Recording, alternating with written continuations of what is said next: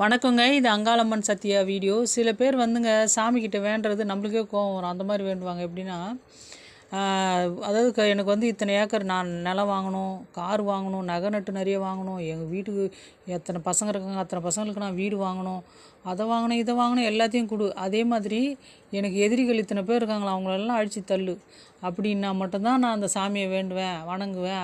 அப்போ தான் நான் அந்த தெய்வத்தை நம்புவேன் அப்படின்வாங்க. அது மாதிரிலாம் பண்ணும்பொழுது தெய்வம் நம்ம கிட்ட நெருங்கி வருமானாங்க? வரவே வராதுங்க கண்டிப்பாக.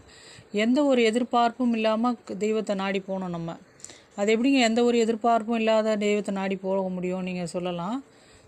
எதிர்பார்க்கலாம். எதுனா நம்மளை மீறின ஒரு விஷயங்களுக்கு கடவுளை எதிர்பார்க்கலாம். இப்போ உடம்பு சரியில்லை, நான் டாக்டரை பார்த்தேன், எவ்வளோ ட்ரீட்மெண்ட் எடுத்தாலும் சரியில்லைன்னா, தாயே என்னை காப்பாற்று அப்படின்னு அந்த அம்மாட்ட வேண்டி போகலாம். அது மாதிரி கணவன் மனைவி பிரிஞ்சு இருக்காங்க, ஒற்றுமை இல்லாமல் பிரிஞ்சு போயிட்டாங்க.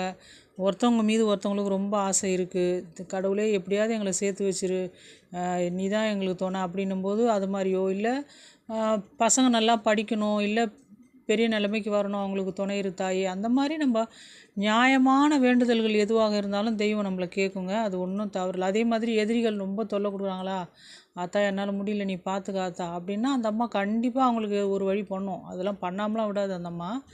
அந்த மாதிரி தெய்வத்துக்கிட்டே விட்டுடணும். அதை விட்டுட்டு எனக்கு இதை கொடு அதை கொடு, இல்லைன்னா நான் கோயிலுக்கு வர மாட்டேன், உனக்கு சக்தியே இல்லை அப்படின்னு சொன்னால் அந்த மாதிரியான ஆட்கள்கிட்ட தெய்வம் நெருங்கவே நெருங்காதுங்க. என்னை பொறுத்த வரைக்கும். நான் சொல்கிறது சரியான்றதை மட்டும் நீங்கள் கமெண்டில் சொல்லுங்கள். தெய்வத்துக்கிட்ட நாடி நம்ம போகிறோன்னா அந்த அம்மா மேலே அதீத பற்று கொண்டு அன்பு கொண்டு நம்மக்கிட்ட நெருங்கினோம்னா நம்ம தேவைகள் என்னவோ அதை கண்டிப்பாக தெய்வம் பார்க்குங்க. அதை விட்டுட்டு நம்ம ஒரு எதிர்பார்ப்போடு இப்போ மனிதர்கள்கிட்டயே நம்ம அந்த மாதிரி ஏதாவது கொடுப்பாங்களா அவங்க அப்படின்னு நம்ம நெருங்கி அவங்கக்கிட்ட போய் அவங்கக்கிட்ட எதனா பிடுங்கலாமா அப்படின்னு நம்ம யோசிக்கும்பொழுது அவங்க நம்மளை நம்ப மாட்டாங்க. அதே மாதிரி தான் தெய்வங்களும் நம்மளுக்கு எந்த எதிர்பார்ப்பும் இல்லாத வணங்கினா மட்டும்தான் அவங்கக்கிட்டேருந்து எல்லா நலனையும் பெற முடியும்.